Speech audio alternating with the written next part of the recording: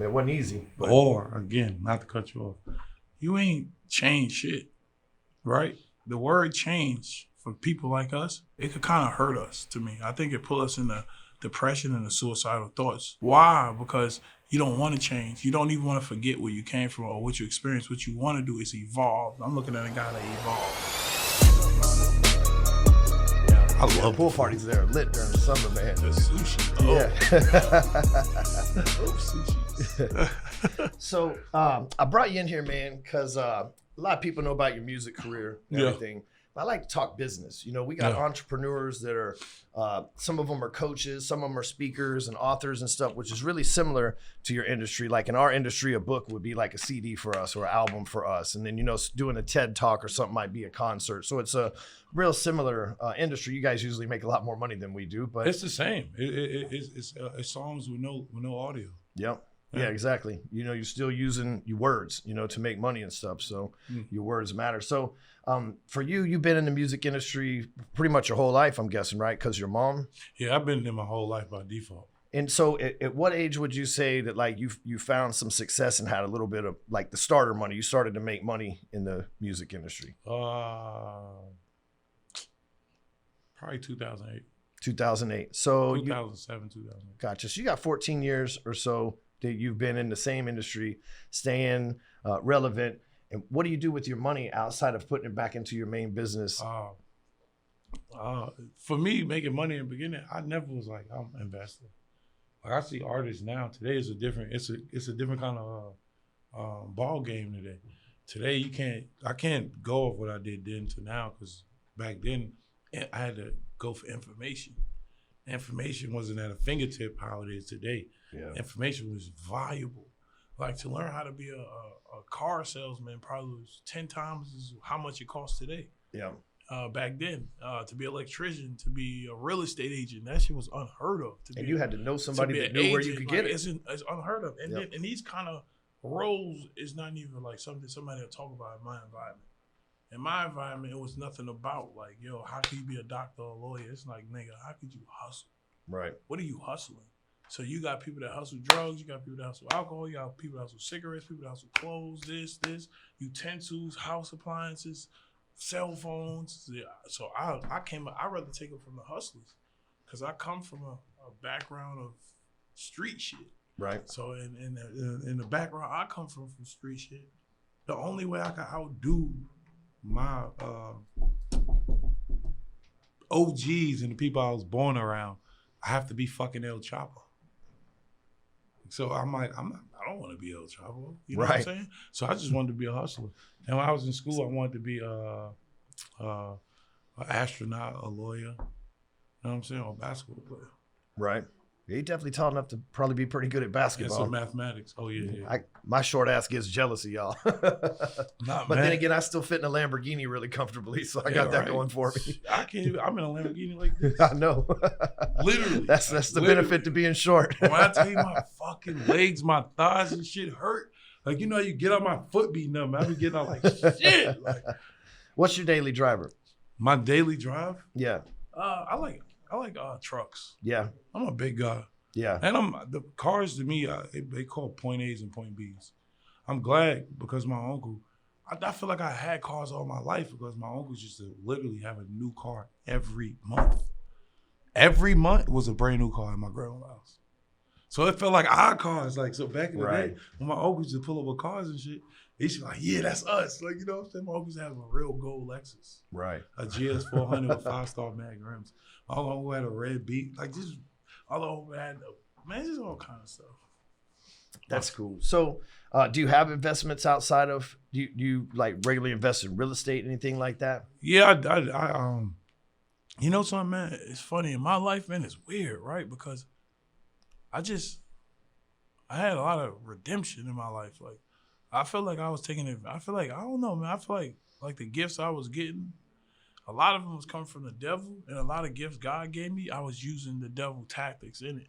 So when I got into real estate, I felt like I was trying to be a billionaire doing it. And I feel like I was wrong, because I'm like, yo, Waka, like, this is just me. I'm not calling anybody wrong. And I feel like, yo, Waka, like I beat so many odds, right? And I got to a point where God blessed me with teaching me like, Waka, you're your first business, right? So as being Waka Flocka, I had to learn that real estate first. And then I was going through the notion of being that Waka. So in being that Waka, I learned real estate now. And then I got into that, and it was just greed. It was just like, yo, I could buy this house for $80,000 because these people can't afford it. And I put $40,000 into it for $120, then I go sell it for $180. I'm like, damn, I feel bad because I just kicked them out. Technically, I really could have just helped them and split the money in half with them. See what I'm saying? But I didn't know that. So if I could go that route, that's what I'll do now. Back then, I just had too many houses. Like, I'm owning real estate, I'm sneaking it, and I don't let nobody around me know what kind of stuff I'm doing because I don't know. I just felt bad, man.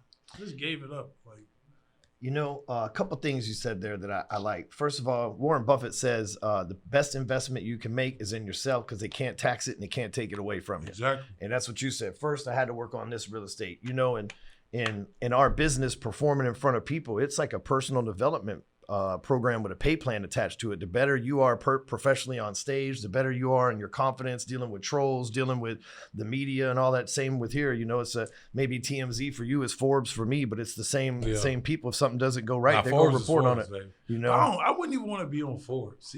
I would literally send a cease and desist to Forbes. Really? Yeah, I'll sue them. Really?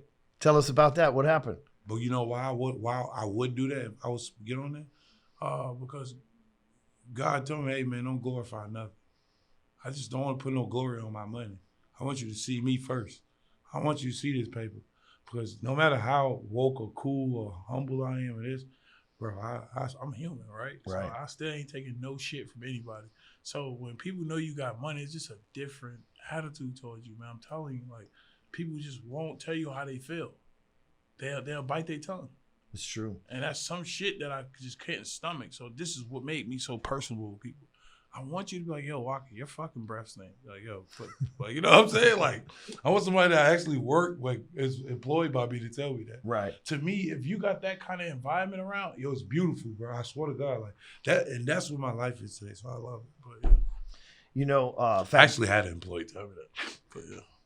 Fat Joe was in here last week and he said something similar about money. He said, you know, coming up in the hood, I've never been robbed by a gangster with a gun. I've always been robbed by some dude with a suit and a tie on. Yeah. You know, and that's what you're talking about. If they see your money first and them snakes or sharks or whatever you want to call them, they start swimming, you know? So yeah, same in my industry. Yeah, but watch this though. Check this out though, right? This is about to fuck me up in life. That's how I looked at it as a young guy. But being a 36-year-old man, I had to think to myself, like, hold up, Waka, you giving them all the fucking credit. Why are you giving the snakes, the sharks, these, these? I'm gonna put them in a bracket as evil, right? For me, this is what I do. I put them in a bracket as evil. So I'm like, all right, these are not bad people, they're just evil. Whatever. So backwards is living life. So I'm gonna put another bracket of living and life in it, right? That's where I'm at. So then I had to take it from a living perspective, like, hold on, Waka. It ain't that these people cheated you and this, that, and the third. Learn what the fuck they did because you in an industry that you didn't have conscience. You wasn't conscious, had knowledge about that could happen. Now you do. So those people don't even exist no more. So you go to another level in life. So what my moral to what I'm telling you, I don't give anybody credit for harming me, taking from me, doing anything. Hell no, because I still got the power of choice to doing that. All I gotta do is just say, I ain't fucking with you. So I ain't call nobody. No, I don't call people thieves and stuff no more. You ain't no thief. I'm cool. I might give you the power to say you stole from me, my boy. I'm just gonna take notes now, write that down, make sure people like you can never do that again. It just make me real strong. Yeah. So a lot of people like flaws and would beat them down actually strengthen them, but they just not looking at it as strength. They looking at it from a fearful perspective instead of like a living perspective. We always say the struggle makes you stronger. You know, that the struggle that you go through in life is there to make you stronger, whether it's in the gym or whether it's in business or whether it's mentally or in your relationships. It's there to make you become better, to overcome that struggle, you know? But see, I love when I talk to people. See, again, you're giving the word struggle power. It's not a struggle. It's actually experience. Yeah, that's a good word. Yeah. It's just part of it. Part of it. Like, get the fuck out of here. Like, once you center into and have a belief or something, it's over with. You're stuck to that. So I used to be like, yo, I'm depressed. But it's funny because I'm like, yo, what the fuck? But I remember in one point in my life, a couple of years back, like me being here, I'm like, damn, that's what they call depression. But I'm not about to say nothing. But I felt like it. Like I used to feel caged in. Right. This what made me want to learn so much. I feel like knowledge cleared my whole, like, everything. It made me look past everything. Like I'm talking about everything you possibly could think about that crushes the average person. I'm telling you, I just pick books up, read it. I look at people, experience it. I take it all in and move with life. That's Waka Flocka Flame. And so you grew up, got good grades in school and all that, or you have a hard time in school? Yeah. School for me, the only thing that was tough about school is being organized. And I had terrible organization skills in school, and that's just me being honest. School to me is all memory. It's memorization, just memorizing. Obviously, what I'm reading, I can't comprehend it because I'm too young. So all I had to do was remember it and watch movies and try to compare that to that and talk to like war vets that came home. And while I was in New York, it's elementary. I was talking like 5%ers, Muslim guys, people in the church, my uncles. And I swear my uncles was the best on earth. Like I love my uncles. Like full of wisdom, me, huh? man, yo, bro, my family, thank God for them. Like I love my family. I wouldn't choose, man, it's not cool to be like stupid, basically. Right.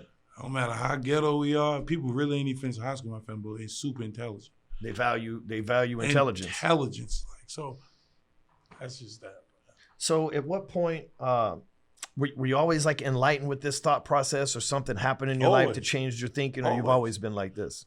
Always. And like death, man. Like people dying around you. Like that it crushed me, man. Even my father, like when I watched when I would visit my father, yeah, he was skinny as shit. I didn't know, they told me he had AIDS at first, but then I found out he had cancer. And to watch him, like, my father's like my Batman, right? It's like the Batman, he was locked up. So to me, being in jail for that Batman, it was in a cave. And when he finally could get out, like, my father's like a jack person, you know what I'm saying? Like a not to be fucked with kind of guy. I promise to God to you. This is why I hear in the streets, but at home, I just know eating applesauce with him and he clean it up. You know what I'm saying? Right. Old school music. Right. Cool guy, bro. But just to see him weak, though, it's like, damn. You know what I'm saying? It crushed me. Make you think a lot about life. Definitely. It made me want to be a man. I got tired of being a boy. I'm like, oh, no, I don't want to be. And I'm talking about, this is like elementary. So my mind, from watching my hero die, it was over with. Because God, to me, is my mother and my father combined in one. Like, that's my living God. There's nobody on earth could tell me those are not my gods. They're the one that put me on the planet. And spiritually, God is God. Like that's how I think. So just to see one of my, like the half of my God, like disappear, I had to step in and have that godly body. My father was an intelligent person. I'm talking like write very well. I wrote his transcripts where like the prison made him walk 3 miles to go to the hospital. Wow. Like he had a serious story. So just to see me coming from that kind of strength, I'm like, oh hell no. Oh, I can't be weak. And I love reading. I was first person to ever probably open my mind was Nostradamus. Mm-hmm. Nostradamus. When I ever heard of Nostradamus, and I heard of Nostradamus from one of my favorite artists, Nas. Mm-hmm. I learned a lot from actually listening to Nas raps. But Nostradamus showed me everything. And from Nostradamus, I learned Tupac Machiavelli. I read the whole story of Machiavelli, and I wrote I knew about the Twin Towers thing when the Nostradamus was like, man gonna be able to stand on 2 tall buildings and an object like a bird is gonna hit it. I read this in elementary school. Yeah, I remember that. Like years in a book. So I'm like, yo, hold on. Philosophy is real. Yeah. You know what I'm saying? So as a kid, I was already tapped in. Then I grew up on like watching like Don't Be a Menace, Godfather, and the Mac. You know what I'm saying? Right. So and then my favorite video game is Zelda. So you got a guy that's like a philosopher, nerd, gangster. That's me. So how old were you when your father passed away? I was in elementary. I don't know. So you were young. Again, man, I don't like connecting to nothing. Gotcha. He ain't go nowhere physically out there. Gotcha. That's how for me I could keep me together. And so having a family that values knowledge and everything, how did you find your way from not getting sucked into the streets too much and staying out of the trouble that you could and building a career? Because I know that's very hard. You know, I in case you don't know, I did 3 years in prison myself for shit. So You know, it's a similar neighborhood. You know what I mean? Didn't have any options or the internet to figure out other options. And the guys in prison with the race card. Boy, that shit real. Yeah. Yeah. It's a wild place. Not an ideal place for anybody, you know. I can't imagine. I'm not even gonna lie to you, man. Yeah. But you know, it's a learning experience. I learned what not to do, you know, and I learned the value of respect in there a lot too, you know. And so there's, you know, it's good and bad. You know, I try to look at, like you say, there's good and evil. I try to find the good in everything. Where was the lesson in that? You know, and I look at it as they removed me and put me, like you said, in the bat cave. They put me in the bat cave away from people that I wouldn't have separated myself from anyway. And I went about doing it the right way so that when I got out, I didn't have to watch my back or worry. I didn't tell on anybody or anything like that. Just went and did my time, you know, and when I got out, I didn't owe anybody anything. So I just started this whole new life like it never happened, you know, and it wasn't easy. But again, not to cut you off, you ain't changed shit, right? The word change for people like us is it could kind of hurt us. To me, I think it put us in the depression and the suicidal thoughts. Why? Because you don't want to change. You don't even want to forget where you came from or what you experienced. What you want to do is evolve. I'm looking at a guy that evolved. I'm looking at a guy that evolved. I like so that word. So when you say I too. evolved, it's like, hey, I accept my past. No matter what y'all say, man. You can hit me, punch me, bruise me, stab me, cut me, whatever. But I'm who I am today. And I'm willing to accept everything I got to deal with that came from the past. But I would not turn the cheek to it. So when you evolve, that's what I'm looking at, my boy. Man, I like the way you think, though. Because, you know, like just in this conversation with me, I'm speaking like baseline stuff and you're taking it up to a higher level of thinking, you know, instead of change, just you've evolved. I really like that though, man. I appreciate that. The mind behind the words. Yeah. It's Gemini power, you know. I can dig it though. I like it, man. So a lot of people don't, you know, they're not too open to correction and stuff. But me, I'm always like, hey, there's another level of thinking. I like it. You know? Yeah, because even listening, man, one thing about me, I'm not the smartest in the room. I don't know nothing.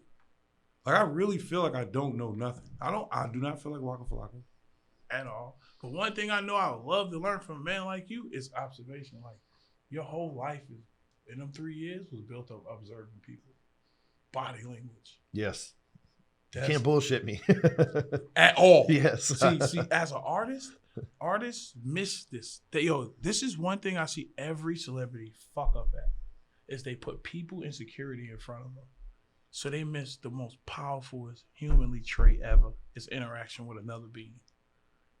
You would never know how I feel to interact with people now. You miss years of it.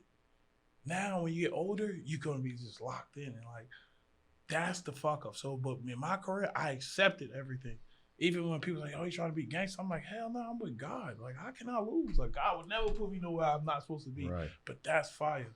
And I want to say I want to experience that. My cousin did he just got out, did 26 years, but he feel like he like extremely regular. He said, "Why can't I have you do a year or 100 years? It could hurt you, make you, or break you." Like, yeah, I could be sitting here blaming it for whatever, or I could say, "Hey, I just got over it." You know, I got word. By the time people watch this, I got word the other day the governor is going to sign off on me to get my gun rights back. So it's like a big deal. You know what I mean? So, you know, it took me. I own 19 exotic cars throughout the last 4 years, and I ain't got a speeding ticket since 2008. Like, when I say I've been on my shit minding my business, man, I've been working hard for it, you know? Yeah, again, man, it ain't about minding your business. It ain't about fucking with people. Stop giving them power. It's about you living your life. You don't got to try to be a good guy no more, bro. You're a good guy. So whatever you do is what good guys do. It's nothing else. Like, you experience, like you to me, you experience like hell on earth. That's prison. That's hell on earth, man. It has to be. It's nothing nobody can tell you. Like, yo, you can't be a good guy.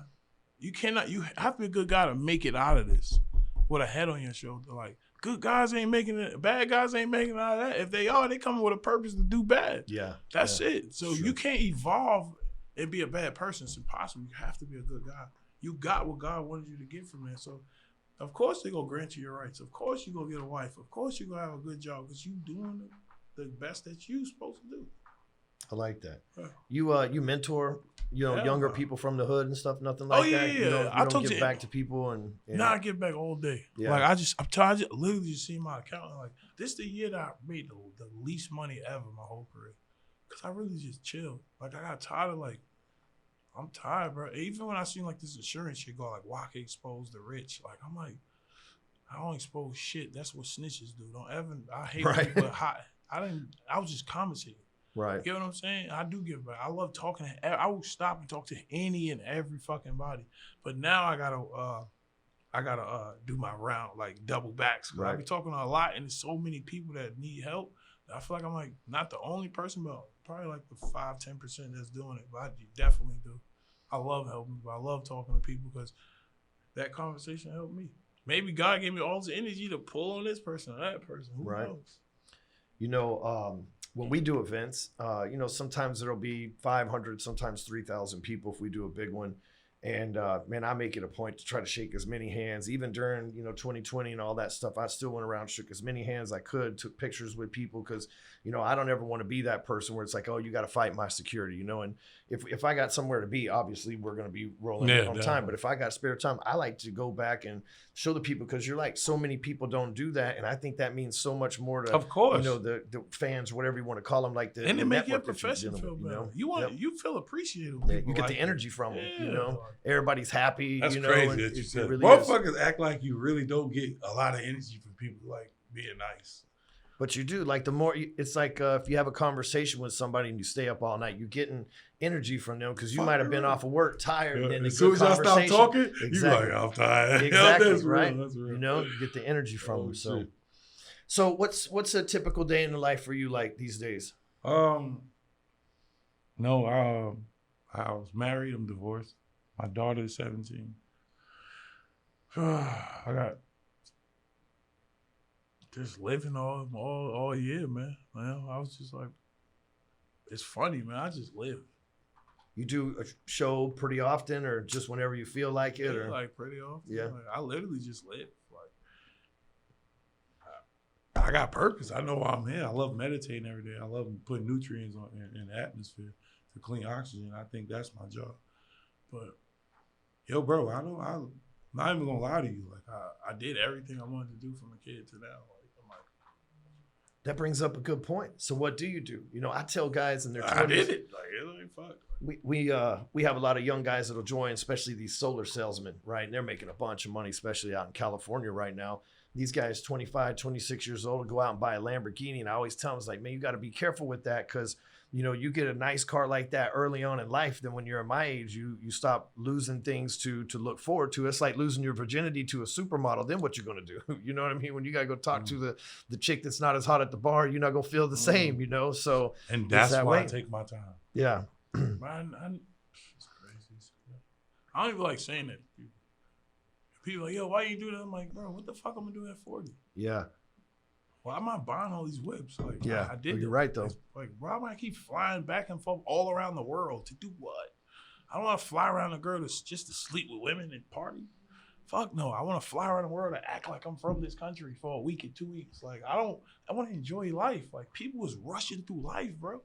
Like, I don't know what the fuck they racing for, but I play basketball. I don't run track. Yeah. I'm not running nowhere. I'm not chasing no fucking dream or chasing no money or chasing no girl or chasing no job or chasing no hustle. That shit all running from me because I'm chasing it.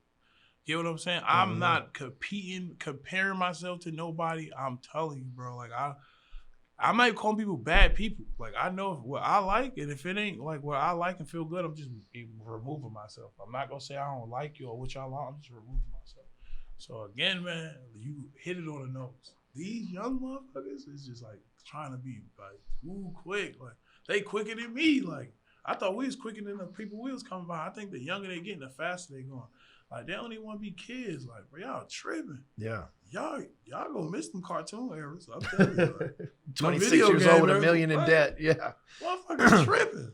You 40 years old at 27. Yeah. Like, damn. That's same for me. I was 37 or 38 before. I'm 43, so I was 37, 38 before I bought a Rolex. Man, I have been a millionaire since 2005. It was 2017 or 18 before I even spent $6,000 on a watch. It was like I wanted to make sure that I had other stuff first. I got a nice exotic car collection now, but I was about 39 before I bought my first one. And like you, I know from experience, like I know how to sell stuff. So I've always find a way to make them make me money. Like we use these watches. we'll put up ads where like a regular Rolex sell for 20 grand. I might sell it for $19,000. So people buy it from me because it's cheaper. But then I got a lead of someone who had $19,000 cash. They probably own a business. They can probably do something in our network. So I'll take that $1,000 hit to have that conversation with them. And 9 times out of 10, they join with us, you know? I'm just saying. And then I get free watches all the time because I wear them for a little while and sell them. So, you know, it looked like I got all this going on, but really I've just figured out a way to get something that I like. I seen you a cigar, you know, man. so I seen your hustle cigar, man. All right, I dig it. I'll take it. Yeah, I gotta see. Yeah, it's hustle. Yeah. That's it. That's it. Like that, and that goes to be people like that are people that just can communicate and comprehend. A lot of people talk about communication is everything, but as you communicate with people, comprehension is everything and communication. So that little $1,000 hit ain't little. That shit 10x'd. Yep. Because this guy could be into all kind of stuff. You be like, holy shit. Hey, fun fact, how do you wash your cars? I got a guy that comes to the house that does hook up to your water? Yep.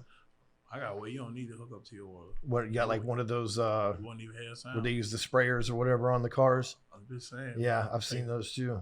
Take meet my OGs and us. We'll take car washing to the next level. All right, that's what I come up from. That when I got out of prison, I worked at the car wash, and my goal was I got a job at a car wash. That's where convicts go to work. You know what I'm saying? That shit, but it's cash flow though. That's what people don't tell you. You know, I worked for like $8 an hour. You know what I mean? But I was 21 years old. But I worked my way up from vacuumer to multi-location managers over the course of 3 years. I could take that car wash apart and put it together, man. And actually, me working hard as a car wash guy, one day one of the customers came in there and offered me a job. She said, hey, I want to hire you to come work for us in the finance business. I'm like, I don't even have a credit card, right? And this lady took me under her wing, older lady, taught me everything. And about 3 years later, I became a millionaire in the finance industry just because I was working hard at the car wash, right? I could have easily got out, went back to the streets and chased the money and everything. But I decided that, two rules, like I was just going to never do nothing in the dark that I wouldn't do in the light, that I wouldn't do in front of everybody. And so I was just going to go get a good job and make sure that I was the best at that job. It happened to be car washing, but I always say, in that instance and in every instance where you're the best or you're trying to be the best or working, like that hard work might go unnoticed at first, but eventually it can't be ignored. Somebody's going to see you and want you on their team, You got a fire-ass story.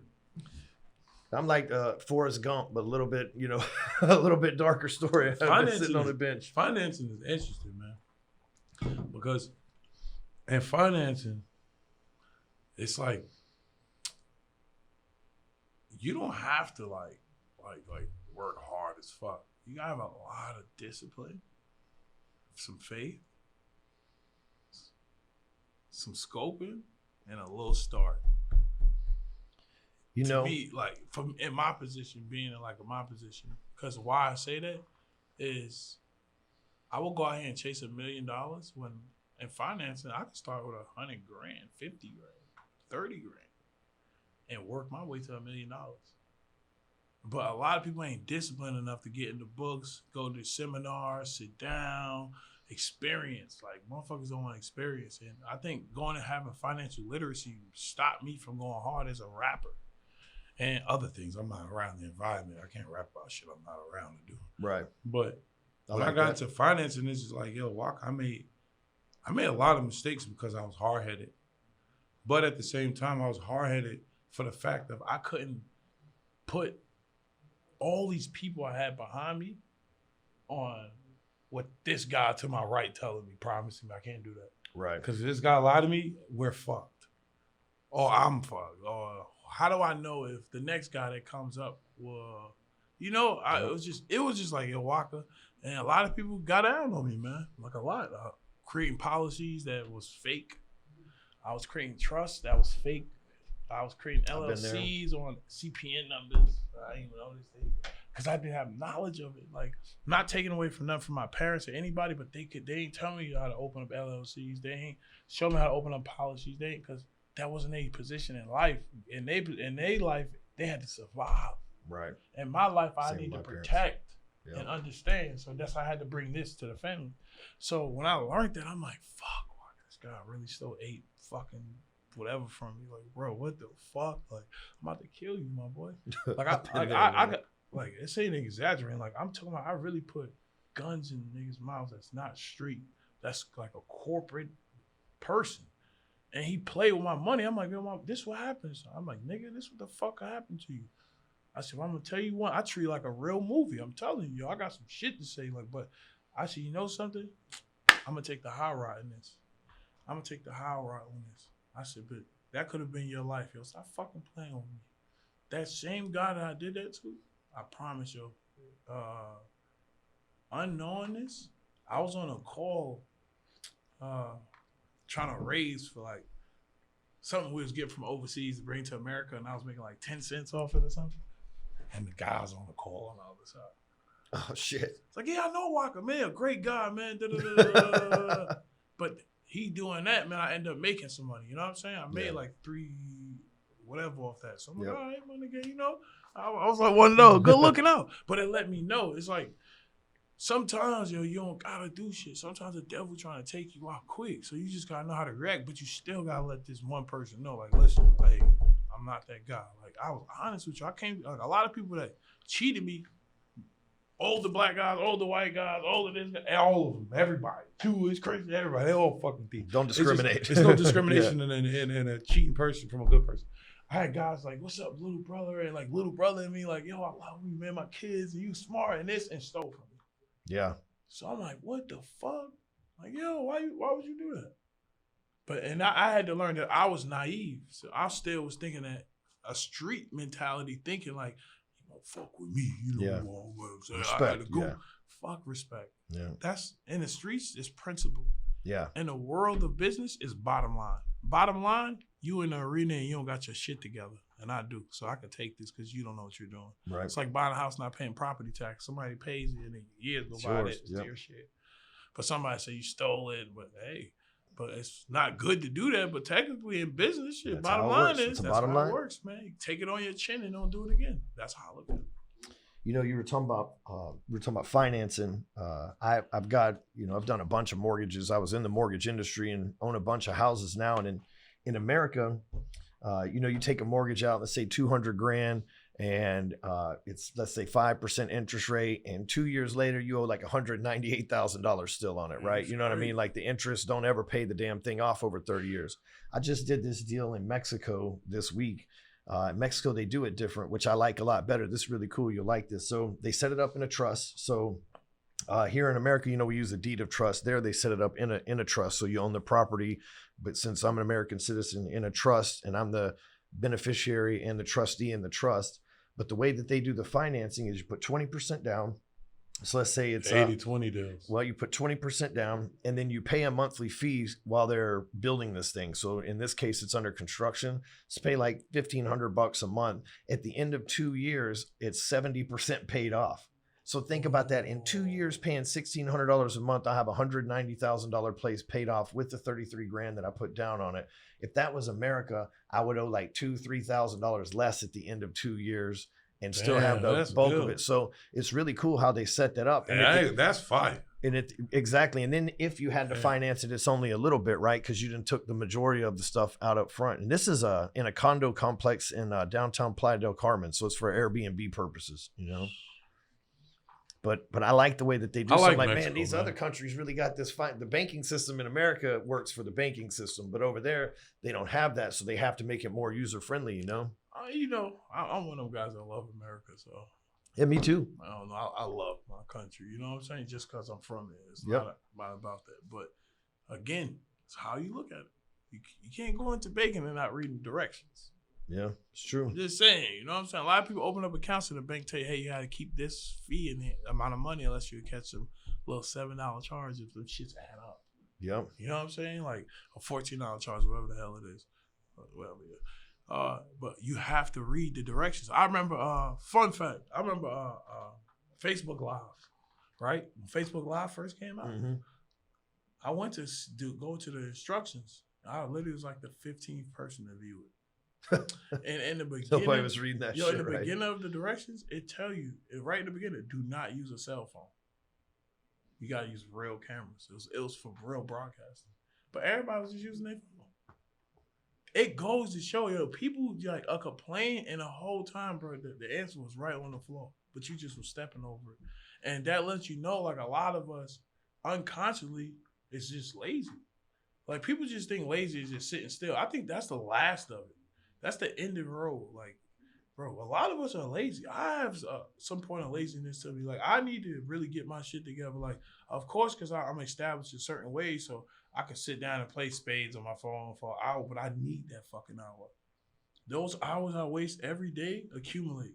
So now those is like an hour a day, that's 7 hours, 14, that's 28 hours. That's a whole fucking day I've wasted just from wasting an hour in one day for a whole month. So I think like that. So it get deep, man. I'm telling you, like, for guys like us, when you get up this age, yo, the time don't exist, but them hours do. Yep. Them motherfuckers do, man. I'm telling you, you just waste them little 30, 45 minutes, even in sleeping. Like, the older you get, the more sleep you really need. Like, it's just deep, man. I don't know. You know, for me, we call it 48/7. We get 2 days of work every 7 days, right? So we doing twice the amount of work. We moving at the speed of 2 years while everybody else is at 1 year. And it's really easy, in my opinion, to do that. We wake up at 5:30 in the morning. Then, like, for me, I read I have a little like Cliff Notes thing. It takes 12 minutes to read a book. So I have 12 minutes in a book, spend about 5 minutes in the Bible. I go to the gym. Then I'm at the office about 8:30 and just head down, door shut, working. By the time noon comes around, I've already done a day and a half's worth of work. So the afternoon is like a bonus round. You know what I mean? I can just run the score up on them. But so many people, they sleep till 8:39 in the morning. And that's not even really sleeping that late. But I'm already up with 4.5 hours of work on them. That's every day for like 10 years. You know what I'm saying? What about jail? And then he learned. That's where I learned it. That's where I learned to wake up, because you miss breakfast, you'd be hungry as hell all day. I didn't have no money on the books, so.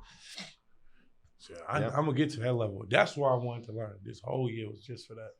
But now I'm about to go into like this body transformation, man. Cause I'm about to, I think I'm about to take this movie role.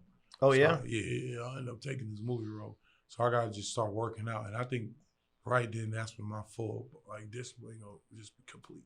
You got to get you a personal trainer, man. Like that's what I need, somebody to hold me accountable. So I got my. Oh, no, I don't need it. Really? I'm holding myself accountable. Well, see, man, I'm really accountable too, but I want somebody to push me even further. I'm a Gemini, man. Yeah. I probably get some eye candy, you know, some motivation, but.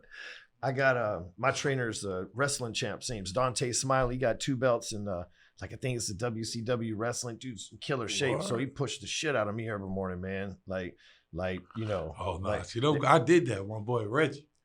I'm telling you, man, I couldn't even shit straight for like 3 days. Me every day. I couldn't move my arms. Like I'm like, yo, come on, Reggie, bro. I can't do it. Arms, legs, chest muscles, jumping jacks. I can't do it. I flip. No. But for me, I feel like at 43, after 35, after 35, things get harder to maintain for me, right? Physically. So I have to work out. Really, I'm working out 3 times harder now and more disciplined now than I was in my 20s and 30s, because I'm having to like maintain this, because, you know, I'm like you, I'm in front of the camera and stuff. I'm trying not to age too much in front of everybody's eyes, you know? Dude, I take a ton of supplements, a ton. But naturally, yeah, from the herbs. Yeah, so I take like rhodiola for focus, fish oil. A friend of mine, Andy Frisella, owns a company called First Form out of St. Louis. Huge, one of the best natural vitamin supplement companies in existence. And so I order a lot of stuff from them. Matter of fact, we're all on their shit around here. So that's a great company. I don't know, man. I want to look old, man. I can't wait for it, bro. Really? I was that way in my 30s, though. And I don't really feel old now. But I've been like this as a teen. Like I envision myself being old. But you're like an old soul anyway in the way that you think. Yeah, so it's like your age catching up to your mentality probably is. Bro, I'm telling you, bro, that's going to be amazing. Because I know I just. Ton of experience by that time, you know? I'm the guy on Tekken with the gold, with the gray dreadlocks. You know what I'm saying? Like, let's go get a time in life I want to sit on a mountain for years. Yeah. Yeah, just take it in. Just go over to like India or something like that. I fought for discipline. Like I discipline so much I ain't eat food for 17 days. Really? Straight nutrients and herbs. Try not eating food. Yeah, no, I prefer not to, but I can only imagine, and being grumpy and shit. Yeah. Yeah, but you find yourself, man. It's the power of like not letting nothing control you, even if your stomach depending on it. Like once I conquered that part, I'm like, oh yeah, it's over with. Cause now you could just like, man, I can't explain. It's like having a cement brain, man. You can feel your brain getting heavier. Really? Yeah, you went and did this in a retreat somewhere, or you just did it at your house? I actually did it around people smoking weed, eating food in front of me, going to meetings. Like I fought the urge. Yeah. Like I fought it. I bet that was hard as shit. Matter of fact, I got to the 13th day, and I'm not gonna lie. I had a fried shrimp. I was about to eat. I'm like, I just wanted to taste it. And I felt so guilty. I did 4 more extra days. Facts. See, that's the sign of someone who's really disciplined and really thinks highly of themselves. In a sense of like, I was fat. Yeah, and I was diabetic. In a sense of like, hey, you know what? I need to take this discipline more than I originally agreed for. You know what I mean? Like push myself one more harder. It was tough though, King. I'm not gonna lie. It took 3 times to do it. It reminded me of my dreadlocks. I got dreadlocks of patience as well. But it took 3 times. First time, I got to like day 2. I'm like, nah, I can't do this. Day 3 hit, I'm like, I'm eating. I can't do it. I can't, bro. Right? It was tough, man. Until I started, it's crazy because my mind started having food wars. I'm dead serious. Like, it's crazy. The second time I did it, I went all the way to 5 days, man. 5 fucking days. On the 6th day, it just was water. The 5th day, though, I had food wars. Literally, my mind was like, it's crazy. Like, I literally was having macaroni wars with this in my head. Like, I'm dead. It's so fucking crazy what food do to you when you don't eat it. Oh, yeah. You really want it. Like, well, I mean, we had to be genetically engineered to kill for it in most cases. You know what I mean? I can't kill. I'm not gonna lie, bro. If I had to go out there and kill an animal for food, I'm not doing it. Really? Well, I got you. If you need something, I got a whole bunch of dead animal food in my cooler. So if you ever need something, I got you. That's what I do. That's why I'm not in the streets, though. Yeah. That's back to, I'm gonna ask you, I'm not in the streets because I know there's something in the streets, You can't have no heart at all. Having a heart in the street, it's true, will get you smoked, and that's a reality. That's just reality in it. It's just not it. You know what I'm saying? I know I used to be in situations. I'm like, damn, I can't do that. It's not me. Like, you know what I'm saying? Like, you didn't even want to evict people that were behind on their payments. You know what I mean? Earlier we were talking about, my accountant was yelling like, hey, Waka, stop giving money out. Like, he was like that in the beginning. I remember I hit rock bottom of my career, and I was just like done, man. I was over it. Like, I was just I felt used before, right? So I didn't have nothing. Like, I was literally sleeping in a hotel in a Phantom Ghost and a Bentley. I still got my Bentley. That's my old school. I love that. I'm never getting rid of that car. I probably won't get another one for another couple of years. But that's my old school. And I was sleeping in it, and he just telling like, yo, how you just sent $40,000 away? You don't even have a house to live in. How you bonding people out? And I was like, yo, I had to tell him like, yo, I can't help it. Like, and that moment let me know like, yo, Waka, you bugging out, bro. You have to get selfish for yourself. You have to. And a lot of people, that's what got me to tell you earlier, like, yo, stop trying to be a good person. You are a good person. Sometimes that it helps the next person to get better in their life, to experience more. Because we just we're comfortable beings. When we start doing things that make us feel good and when we like it, we get comfortable. Some people just get comfortable asking you because they got access to that. Sometimes you got to cut that access off in conversation because people overuse it and they don't know they overusing it until they don't have it no more.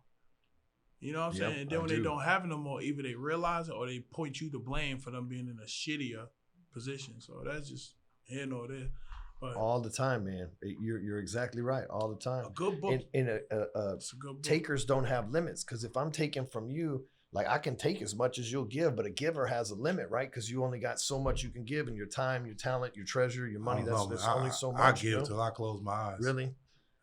I'm a big giver too, but there's only so much, like this year alone, I probably give $500,000 to charity so far, like Operation Light Shine and church and stuff like that. Like I'm really, really big on that. I believe I pay more every year to charities than I pay myself, right? So I'm like really big believer in that. But then you've got the people see stuff like that and they show up and they think that everybody's a charity case. Like we had somebody send us something this morning and they were asking for money or whatever. It's like, hey, they said, because you guys always, for my wife, so you guys always give to charity. It's like, yeah, but this is an individual person. We give to charities because we trust those people to make sure that they're making a good decision. We don't really know these folks, but people are always trying to show up and, hey, you can't, what do they say? You can't hit if you don't swing. You know what I mean? So they're always taking swings at us.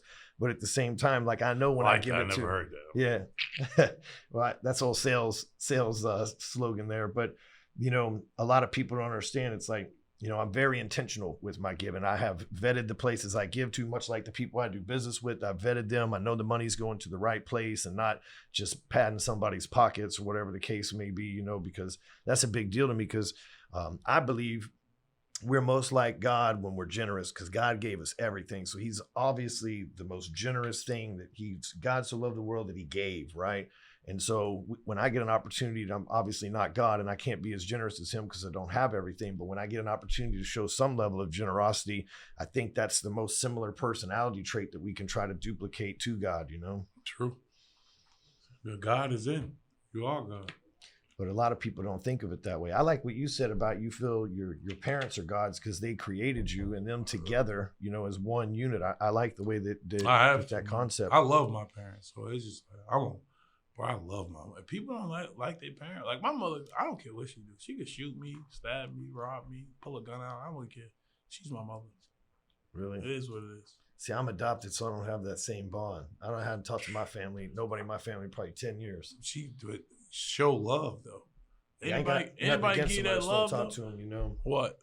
I don't have anything necessarily against them. I just haven't really talked to them, So yeah, it's just been that long, And when you're adopted, and it's kind of an awkward thing sometimes, anyway. You know what I mean? So maybe you don't know, but in my case, I would love to hear that. It's like I have a kid that I adopted, and I love him unconditionally, but he's way different than me. He's not better or worse. He's just different. You know what I mean? Like his thought, like I have 3 kids that are mine and 1 that I adopted, and his thought process is way different than the other 3 kids because he doesn't come through my DNA and genealogy to where he's downloaded those same thought patterns or at least 50% of his DNA with his mom, right?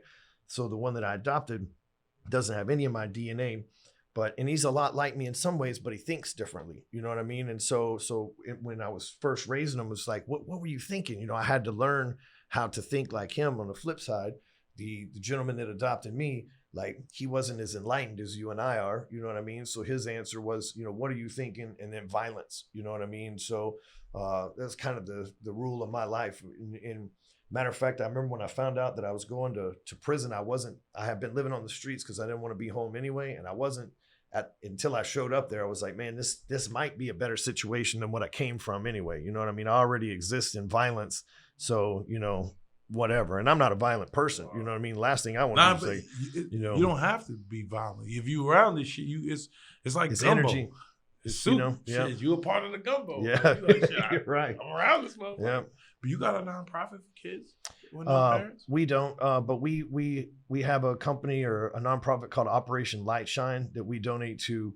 We give them about $10,000 a month, actually. And it'd be dope, not to cut you off, the Apex kids. Yeah, a lot of people have wrenched that. TAK. Yeah, the Apex kids. And why I say that, because I don't know. I'm not trying to play God, but just from our conversation, I feel like a missing factor for you is that's probably why you adopted a kid. You probably wouldn't have went that far if you had a nonprofit, just to talk to these kids that actually don't have the same thing as people that had a parent. Because having a parent, not having, you're not good or bad. Don't get it fucked up. I know motherfucker got a mother and father and still fucked up, but you just know how to connect different, like you just said. So it'll be therapeutic for you.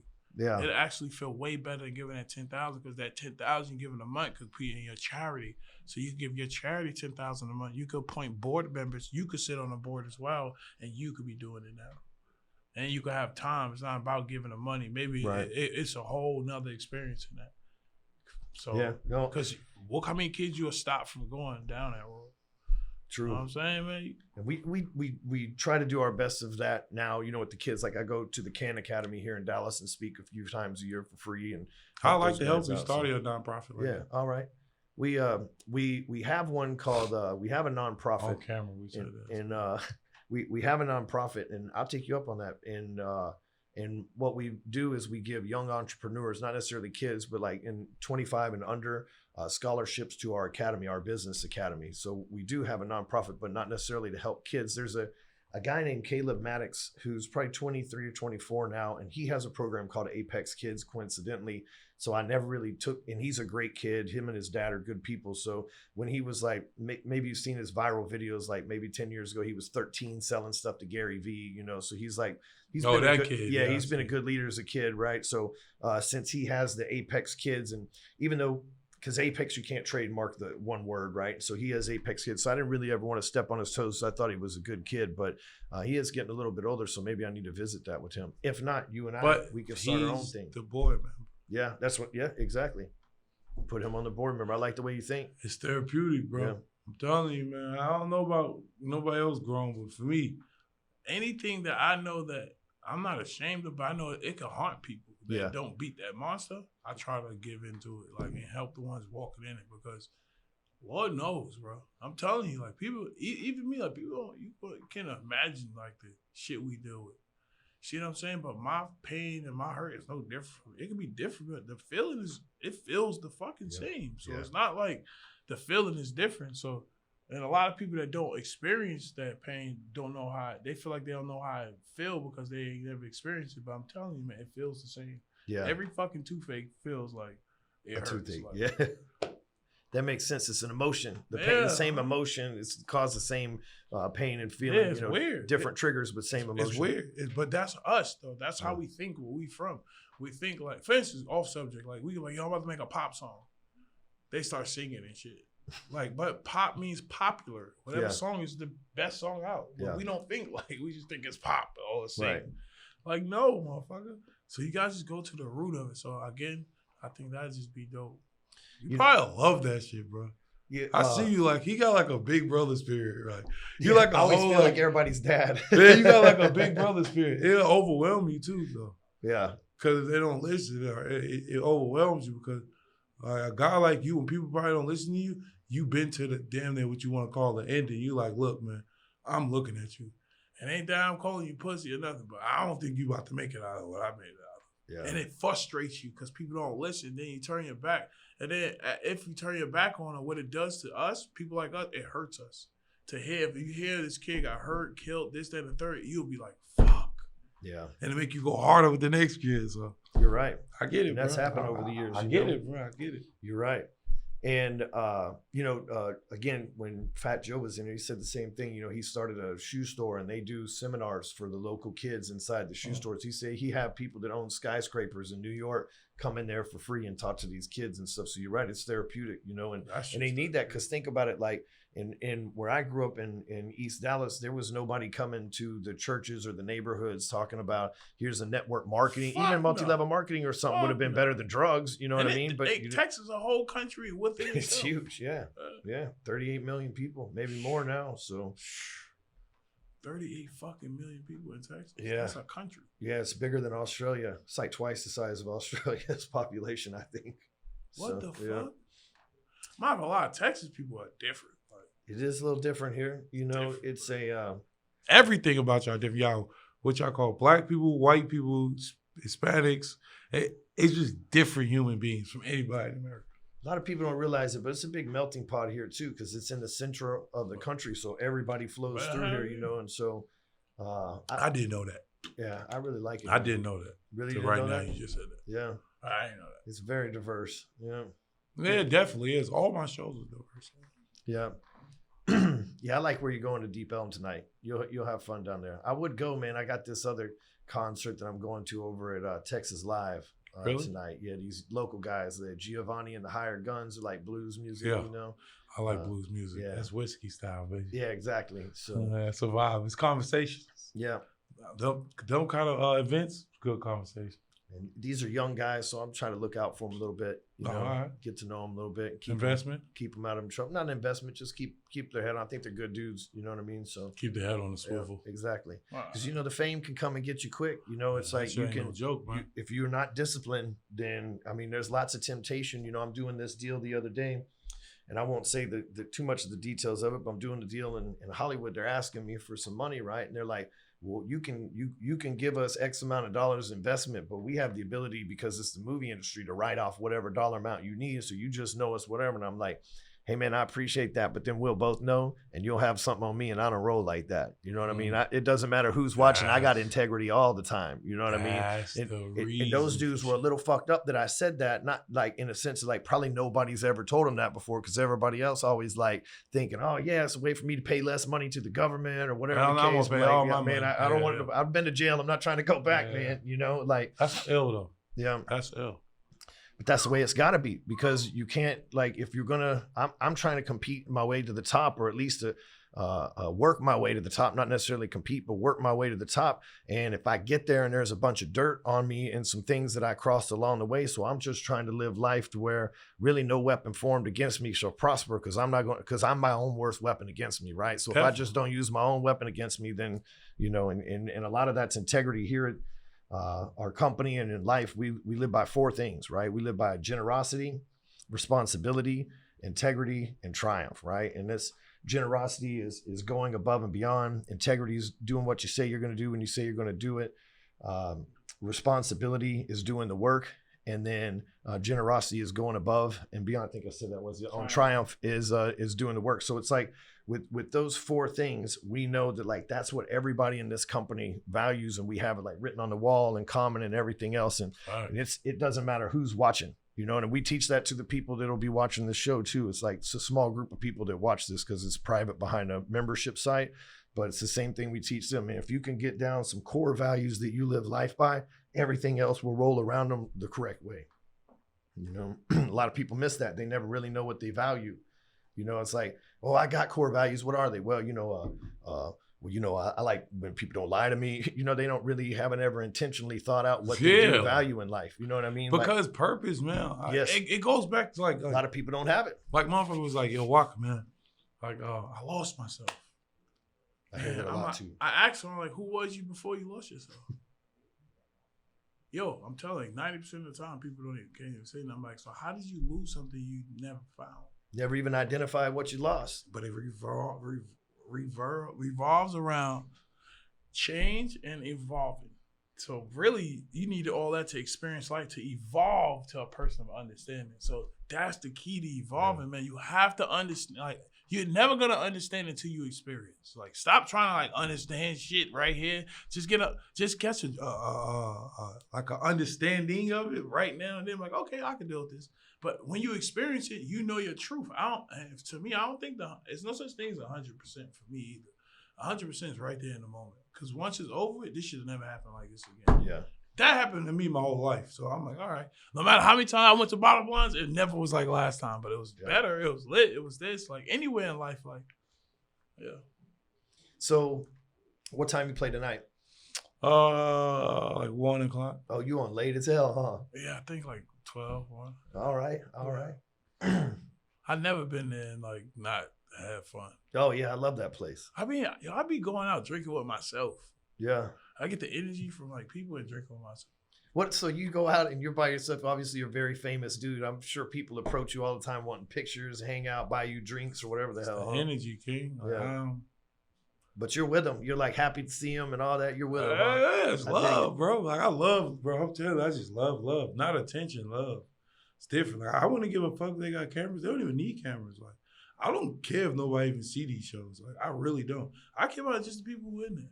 Just being in the moment, living life. What? It's like the fucking dance floor. I miss it, man. Bring that shit back. That's a good thing about energy too, though. It's like you get to bring energy to that. Yeah, you get to see them from like, you know, kind of, and all of a sudden now they're dancing and people taking it to the, you know, getting everything wild and stuff. That's got to be really cool. Gotta have some spice on the rice. Man. Yeah. The rice already good with the spice. You out of here tonight or tomorrow? I'm out of here. I got to go to Arizona tomorrow. Okay. For Bottle Blonde Sunday. Yeah, but I just want to go Saturday. I have friends there. Gotcha. Yeah. They got this vegan fucking food truck there. Bro, I'm telling you right now, they vegan food there. It's built different, huh? Are you not eat no food. Nah, it's just like that particular food. But I might even eat food tomorrow. I'm just gonna like juice and shit. Yeah. So you'll be all set when you get there on Saturday. Yeah, I'm not eating today either. I'm probably just gonna juice and eat fruits. Really?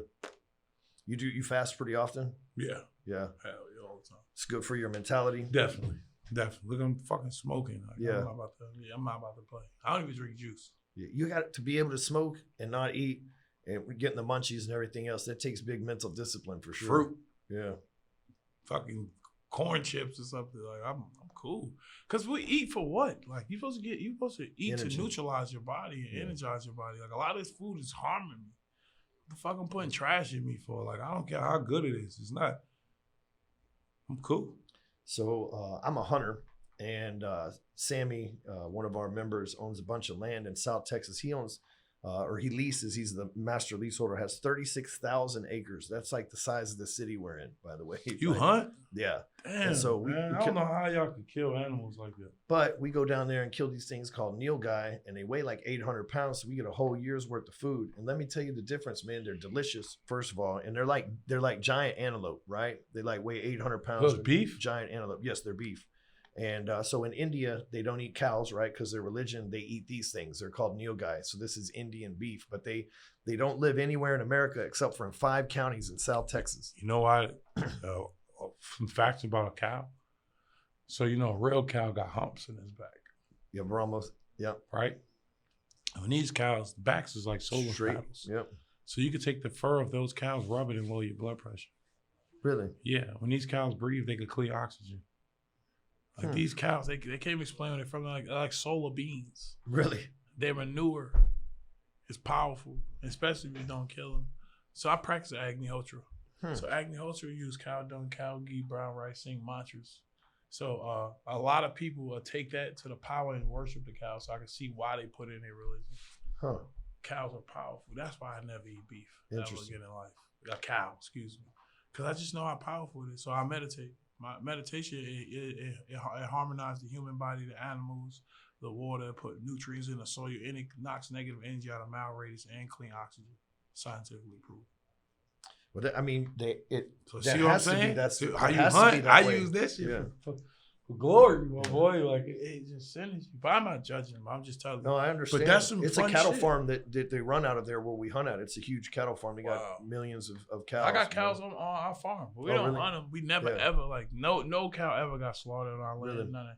I don't know. I just don't do that. I used to see people like pop shit, but I could pop hogs. I don't eat pork. Yeah, we had a lot of hogs there. We killed a lot of hogs. Yeah, I don't have no remorse for those things, but I don't eat them. You don't eat the hogs in Texas. That's like bad. Those shits will kill you. They be running through. Yeah, they will kill you.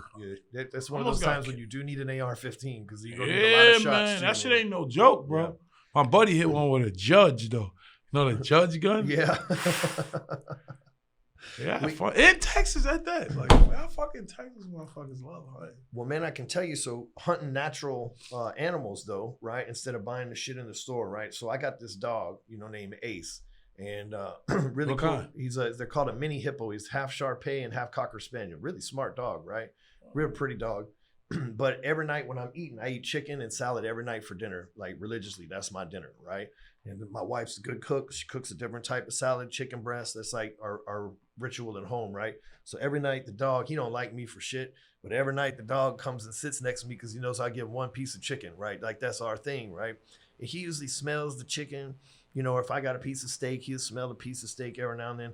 But when I eat this nilgai that I killed, that dude will almost bite your finger off to get his hands on it because that dog knows whatever that chicken is, it don't smell like food that it should, but that real food that I killed in the field, he knows that's real food. And as calm as he is, he will almost bite your hand off to get it because he's like, oh, that's the real stuff. You know what I mean? Like, and the first time I'm eating that and he's over there, and I hand it to him and he jumped all over it like that. I was like, man, that's the difference between like real food and then this stuff maybe we're grabbing from the stores. You know what I mean? Because we don't know what that stuff really is anyway, even if it comes from Whole Foods. That's interesting. Yeah. I don't know, man. I mean, beef, that shit don't just, I ain't fucking with it. I don't eat steak very often or hamburgers very often. I'm a chicken guy. You know what I mean? I really like chicken. Bro, my vegan burgers. Yeah.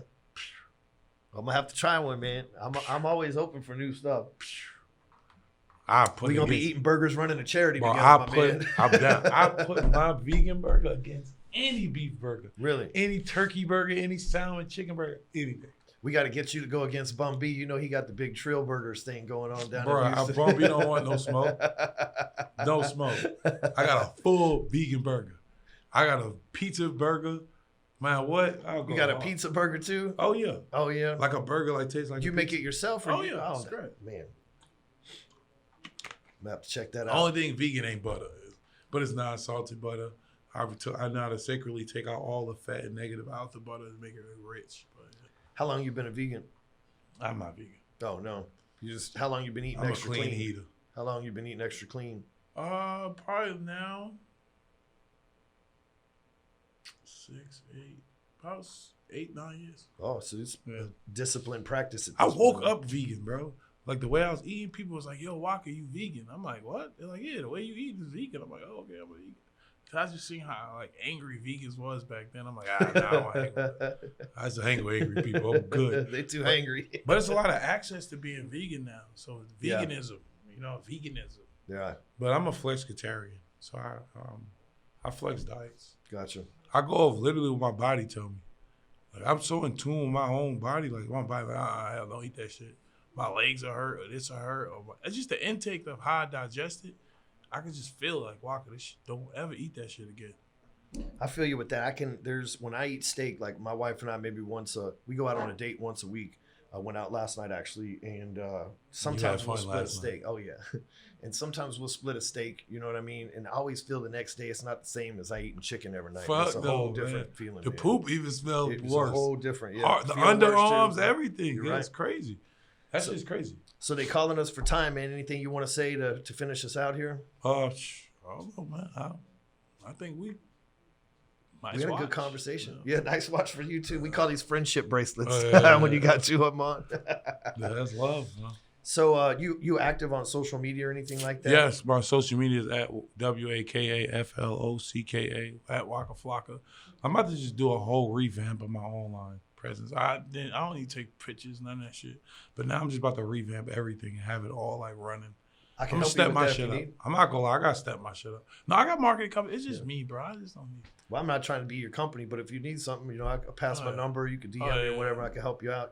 Oh yeah. I need all the help I can get. I always need help. Well, you're a very enlightened dude. You're a very smart guy, and the world needs more people like you showing another side of things. You know what I mean? Like we got all these young rappers that are great, but they got all the flash and stuff, and you got that too. But they don't think like you do. You know what I mean? Like I think, like my mentor says, there comes a point in life where in the beginning you get paid for how you work, but eventually you get paid for how you think. And you're a person that is a very high level thinker, and I think you could really, like you're talking about, giving back to these kids through social media. I gotta make it look good. I don't make it look good. It's true, because you can't be boring. You know what I mean? Yeah, I'm gonna start putting this shit on. You know what I mean? I'm gonna start coming out, make it look good. I dig it, man. I see it because you in a world where people tell you to love God, but got TV shows that say Lucifer. Yep. So it's crazy. Like, so as much as you, not trying to say it's good or bad, but whatever, but you just in a world where you have to make everything that's good entertaining. The organized lies is winning. Yes. The unorganized truth is losing. So the people that's living and moving with truth, you gotta make that shit organized and entertaining. Have to, man, because we in a battle. Yeah. You know what I'm saying? With people that's unorganized, have an organized lie, and they making it look so good to a blank mind. So this blank mind think this is right. And some people with these blank minds experience things that's so wrong that they not running to truth, but they can see light. They just trying to chase it. That some don't make it, some do. The ones that get to talk. Yeah. You know what I'm saying? You're right. So, hey. You're right. Well, I appreciate you coming by, big dog. All right, man. We'll take a